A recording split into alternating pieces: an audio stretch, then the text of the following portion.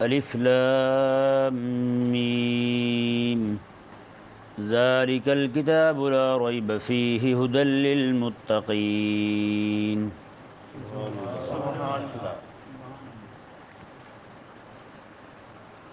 اس آیہ مبارکہ کے آخری حصے میں ھدی للمتقین میں اللہ تبارک و تعالی نے کتاب ذالک الکتاب جو فرمایا کہ وہ کتاب، اس کی دو شانیں بیان فرمائیں۔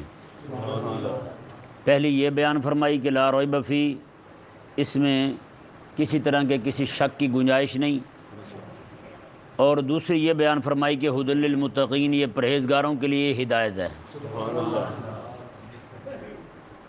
یہاں یہ بات ذہن میں رہے، ہادی جو ہوتا ہے نا، ہدایت دینے والا، اس کا ہر طرح کی علائشوں سے، کمیوں اور کوتاہیوں سے پاک ہونا ضروری ہے۔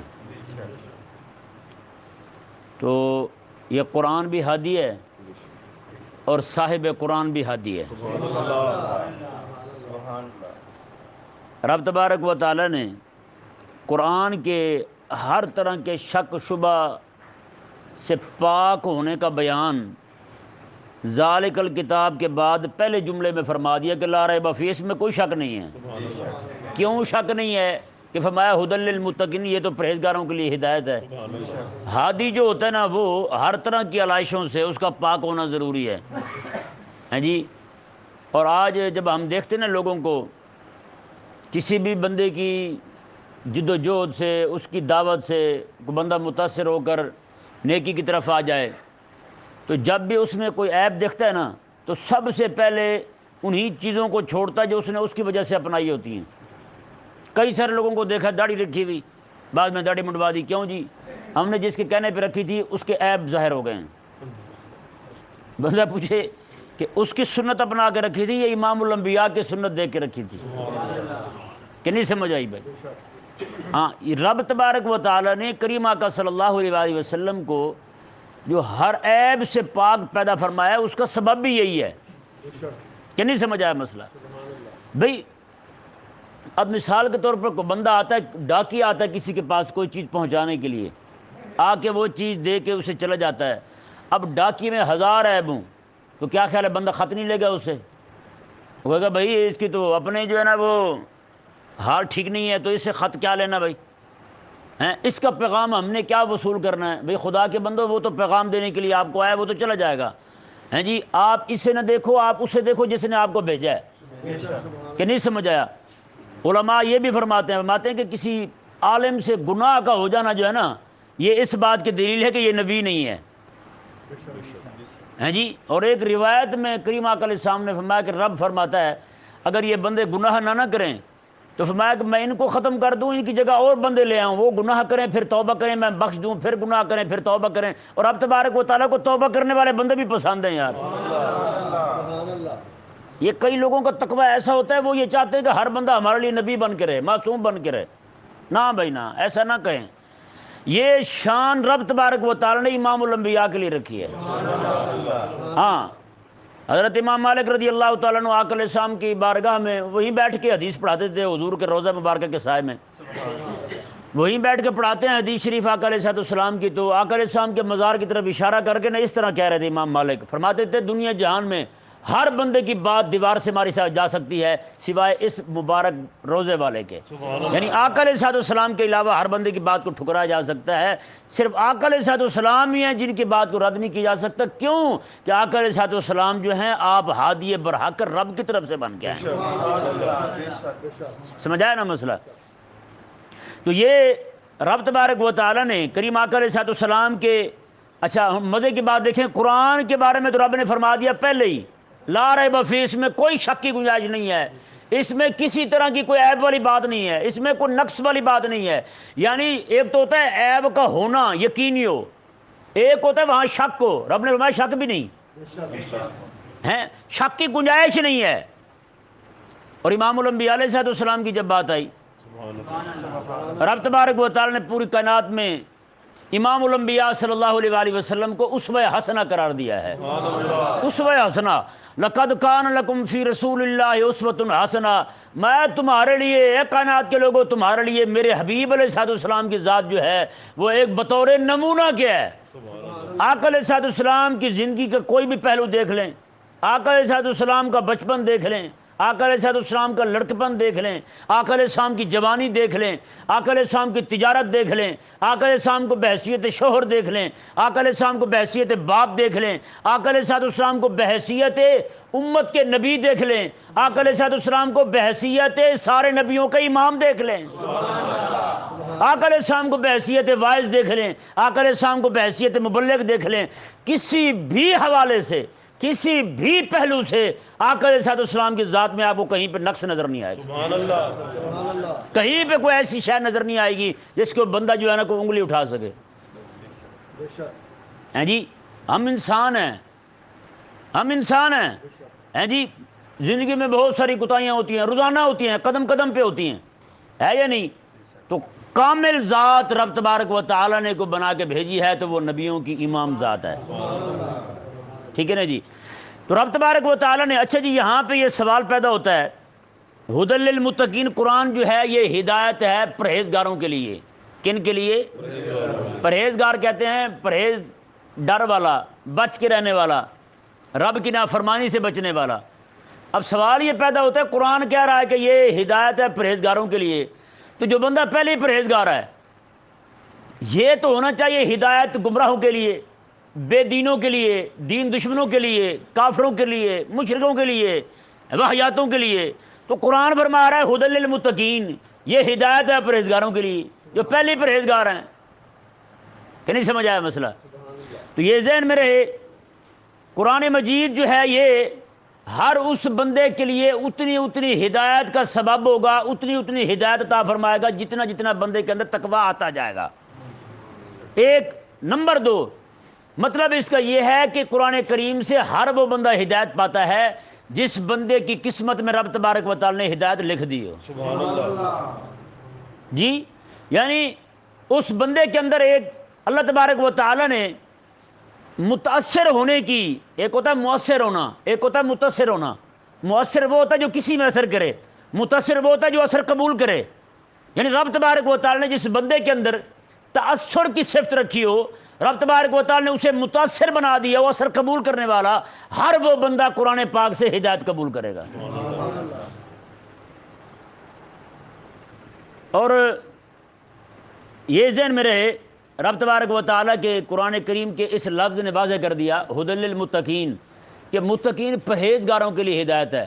اس سے ثابت ہوا جس بندے کے دل میں جتنا خدا کا خوف زیادہ ہوگا نا، اتنی اتنی ہدایت اس کے پاس زیادہ ہوتی جائے گی، اور جتنا جس بندے کا دل رب تبارک و تعالیٰ کے خوف سے خالی ہوتا جائے گا، اتنا اتنا بندہ جو ہے نا وہ رب تبارک و تعالیٰ کی قرآن کریم کی ہدایت سے دور ہوتا جائے گا، ہدایت سے دور ہوتا جائے گا بندہ۔ اور ایک بات انتہائی عظمت اور شان والی دیکھیں، سورہ فاتحہ کو دیکھیں اور سورہ بقرہ کو دیکھیں۔ سورہ فاتحہ کے اندر رب تبارک و تعالی نے بندے کو تلقین فرمائی کہ بندہ کھڑا ہو کے رب کی شان بیان کرے۔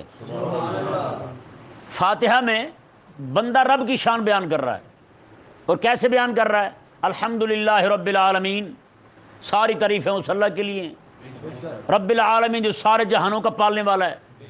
یہ سوال ہوتا ہے نا کیوں تعریفیں اس کے لیے ہیں، تو جواب بھی اسی آیت میں دے دیا، رب العالمین وہ دینے والا جو ہے، جو دے اس کی تعریف لازم ہے۔ تو فرمایا الرحمن الرحیم، وہ رحمان بھی ہے وہ رحیم بھی ہے، میں مالک یوم الدین، وہ قیامت کے دن کا مالک بھی ہے۔ یہ بندوں کی طرف سے خالق کی تعریف ہے، اور کریم کے کرم کی حد ہو گئی۔ اگلی صورت کی ابتدا میں خود خالق اور مالک جو ہے وہ بندوں کی تعریف کر رہا ہے، خود خالق اور مالک بندوں کی تعریف کر رہا ہے۔ کیسے جی؟ فرمایا کہ ہدی للمتقین، یہ قرآن جو ہے یہ پرہیزگاروں کے لیے ہدایت ہے۔ کن کے لیے ہدایت ہے؟ پرہیزگاروں کے لیے ہدایت ہے۔ کون سے پرہیزگار جی؟ الذین یؤمنون بالغیب ویقیمون الصلاۃ ومما رزقناہم ینفقون، میں یہ وہ ہیں جو غیب پر ایمان لاتے ہیں۔ اب بندہ یار غور کرے تھوڑی دیر کے لیے کہ یہ جو رب تبارک و تعالی نے بندہ مومن کے اوصاف بیان کیے ہیں، یہ کہ اس کے ذاتی ہیں یا مالک کے عطا کیے ہوئے ہیں؟ مالک کے عطا کیے ہوئے نا، ہاں جی، مالک خود دے ہیں۔ جیسے باپ جو ہے وہ بیٹی کو چیزیں لے دے ہیں بناؤ سنگھار کرنے کی، جب بیٹی کر لے تو باپ ہی کہے بیٹا کتنا سونا لگ رہے ہو آپ ہیں، تو یہ یعنی کہ اسباب بھی اسی نے مہیا کیے، چیزیں بھی لا کے باپ نے دی ہیں، پھر باپ تعریف کر رہا ہے، تو اس کا مطلب یہ ہے کہ باپ بڑا کریم ہے ہیں۔ تو یہ جو اوصاف رب تبارک و تعالی نے بندوں کو عطا فرمائے، ایمان والوں کو عطا فرمائے، تقوی بھی اسی کی عطا سے، ایمان بالغیب بھی اسی کی عطا سے، نماز کا قیام بھی اسی کے عطا سے، اور مما رزقناہم ینفقون، دیا بھی مال اسی نے ہے، بندے نے خرچ کیا، خرچ کرنا بھی اسی کی توفیق سے، پھر رب تبارک و تعالیٰ کا تعریف کرنا بندے کی ہیں جی، کتنی عظیم بات ہے جی۔ آگے فرمایا والذین یؤمنون بما انزل الیک وما انزل من قبلک، میں یہ تو اس وحی پر ایمان لاتے ہیں جو آدم سے لے کر عیسیٰ علیہ السلام تک آتی رہی، وہ کتابیں، وہ صحیفے، وہ ساری کی ساری چیزیں جو رب تبارک و تعالی نے پہلے نازل فرمائی، سب پر ایمان لاتے ہیں۔ بتائیں جی ساری وحیوں کے بارے میں بتانے والے ہمیں ہمارے آقا علیہ السلام ہیں، امام الانبیاء علیہ السلام ہیں، ساری چیزیں ان امام الانبیاء کو بھی رب نے بھیجا، وہ ایمان، اس پر ایمان بھی ہم رب کی توفیق سے لائے، پھر رب تبارک و تعالیٰ تعریف فرمائے ہیں جی، کتنی بڑی بات ہے۔ کاش کہ یہ بندہ اپنے کریم کے کرم کو سمجھے۔ میں کہتا ہوں قسم خدا کی، پھر یہ اپنے کبھی ساری نہ جھکائے، رب تبارک و تعالیٰ کی بارگاہ میں سجدہ ہی کرتے رہے، رب تبارک و تعالیٰ کا شکریہ ادا کرتے رہے۔ پیار اور محترم بھائیو، متقین لفظ جو ہے یہ تقوی سے بنا ہے۔ کس سے بنا ہے؟ تقوی۔ تو تقوی کے 4 درجے علماء بیان فرماتے ہیں۔ کتنے درجے ہیں تقوی کے؟ 4 درجے ہیں۔ سب سے پہلا درجہ جو ہے نا تقوی کا، وہ یہ ہے، تقوی چونکہ معنی پرہیز ہوتا ہے، ڈرنا، سب سے پہلا درجہ تقوی کا ہے بندہ کفر اور شرک سے اور جتنے بھی گندے عقیدے اور نظریات ہیں ان سے بچے، کفر سے بچے، شرک سے بچے، اور ہر وہ گندہ عقیدہ جو کفر تک لے جائے اس سے بچے۔ اب بتائیں جی ختم نبوت کا انکار جو ہے یہ بندے کو کافر کرتا یا نہیں کرتا؟ اب ختم نبوت کا منکر متقی ہو سکتا ہے؟ نہیں ہو سکتا۔ ختم نبوت کا منکر بھی بندہ متقی نہیں ہو سکتا، اور ختم نبوت کے منکر کے پاس بیٹھنے والا بندہ بھی متقی نہیں ہو سکتا۔ جب کفر سے بچنے کا حکم ہے تو جس کے پاس کفر ہے اس سے بھی بچنے کا حکم ہے کہ نہیں؟ جس گندگی سے بچنے کا حکم ہے تو جو بندہ وہ گندگی سامنے اٹھائے پھرتا ہے اس سے بھی بچنے کا حکم ہے کہ نہیں؟ آپ میں سے ہر بندہ جو ہے وہ انسانی فضلات جو ہوتے ہیں، گندگی جو اس کے جسم سے ظاہر ہوتی ہے اس سے بچتا ہی نہیں بچتا ہیں۔ اور جسے بندہ اپنی آنکھوں سے دیکھ رہا ہو، ایک بندہ گٹر کے اندر داخل ہوا ہے، وہاں سے باہر نکل کے کھڑا ہے، کوئی بندہ اسے جفی ڈالے گا؟ کیوں؟ اسے پتہ جب گند سے بچنا ضروری ہے تو جس کو گند لگا ہوا ہے اس سے بھی بچے نا بندہ کہ نہیں؟ کتا خشک ہو اس سے تو بندہ ذرا کم ہی بچتا ہے، کتا غسل کر کے باہر آ جائے تو زیادہ بچے گا بندہ، کتا نہا ہی لے نا جی، گندگی اسے لگی ہوئی ہو تو زیادہ بچے گا بندہ۔ تو بھائی جس طرح کر کے گندگی سے بچنا ضروری ہے نا، جس کے پاس گندگی ہے اس سے بچنا بھی ضروری ہے، وہ بھی بندہ متقی نہیں رہتا۔ جیسے کفر سے بچنا ضروری، ایسے جس کے پاس کفر ہے اس سے بھی بچنا ضروری، جیسے شرک سے بچنا ضروری ہے ایسے ہی مشرک سے بچنا بھی ضروری ہے۔ جیسے شرک سے نفرت ہے اسی طرح مشرک سے بھی نفرت ہو، جیسے کفر سے نفرت ہے ایسے ہی کافر سے بھی نفرت ہو، جیسے انکار ختم نبوت کے اس گندے عقیدے سے نفرت ہے اسی طرح کر کے منکر ختم نبوت گندے ذہن والے کمینے سے بھی بچنا ضروری ہے۔ آج لوگ پوچھ رہے ہوتے ہیں جی مرزائی کے ساتھ کاروبار کرنا کیسا ہے؟ میں نے کہا قرآن پاک کی سورہ بقرہ کی 2 آیت ہی پڑھ لو، ھدی للمتقین۔ میں نے کہا جس طرح تم اس کی یاری میں چلے جاتے جاؤ گے نا، جیسے جیسے جاتے جاؤ گے ویسے ویسے تم رب تبارک و تعالیٰ کی دی ہوئی ہدایت سے خالی ہوتے جاؤ گے، ہدایت سے خالی ہوتے جاؤ گے۔ یہ پہلی، یہ 2 آیت مبارکہ قرآن کریم کی یہ واضح کر رہی ہے کہ عقیدے کے اندر تسلب کیا چیز ہوتی ہے۔ عقیدے کا تسلب قرآن کریم کی آیت مبارکہ بتا رہی ہے۔ کفر سے بچو، اہل کفر سے بچو، شرک سے بچو، اہل شرک سے بچو، انکار ختم نبوت سے بچو، منکرین ختم نبوت سے بچو، ہر ایک سے بچو تم۔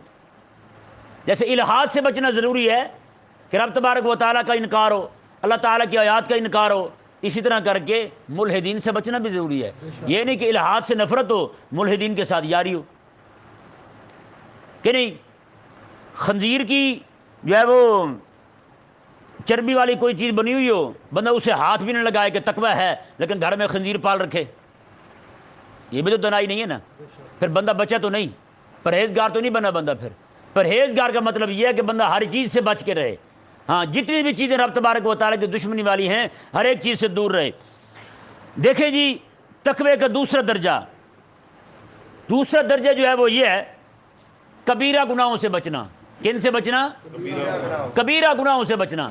اچھا، تقوی کا جو پہلا درجہ تھا نا جی، وہ تھا کفر سے بچنا، شرک سے بچنا۔ تو اس معنی میں آقا علیہ الصلوۃ والسلام کا ہر امتی جو کلمہ پڑھنے والا ہے، جو شرک سے بیزار ہے، کفر سے بیزار ہے، ہر وہ بندہ رب کا ولی ہے، چاہے گنہگاری کیوں نہ ہو، چاہے فاسق فاجری کیوں نہ ہو۔